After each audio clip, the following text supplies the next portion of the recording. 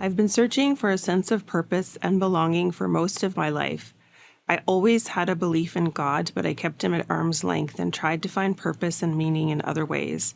I was seeking answers and thought if I could learn enough about the ways of the world, I would be a better person. I would find one thing that seemed to work, but it never lasted, and I would end up frustrated and feeling low the majority of the time.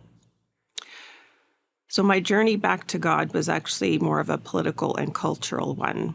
I saw that the world around me was changing in a way that made me feel very uneasy, and I could see that as a whole, the moral fabric of our world was decaying at an accelerating pace, and people were turning on each other, sometimes happily. It was this realization that made me want to find an anchor, and that anchor was Jesus. Early on, when I was just starting to go to church about a year and a half ago, I was still not sold on the idea of Christianity. I had such a negative stance on it that it was hard for me to let some of those old ideas go. But during my third time going to a service, I felt the most comforting and peaceful presence envelop me, and I knew it was Jesus and that this was what I was seeking.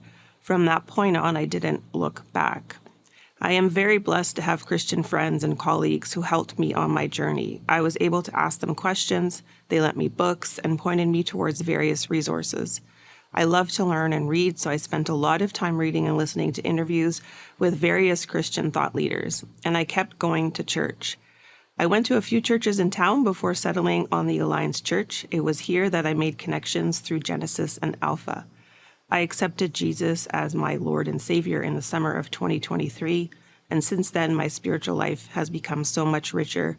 Even going out for walks has held way more meaning for me. Jesus gave me peace and the belonging that I had so desperately sought from my very early years.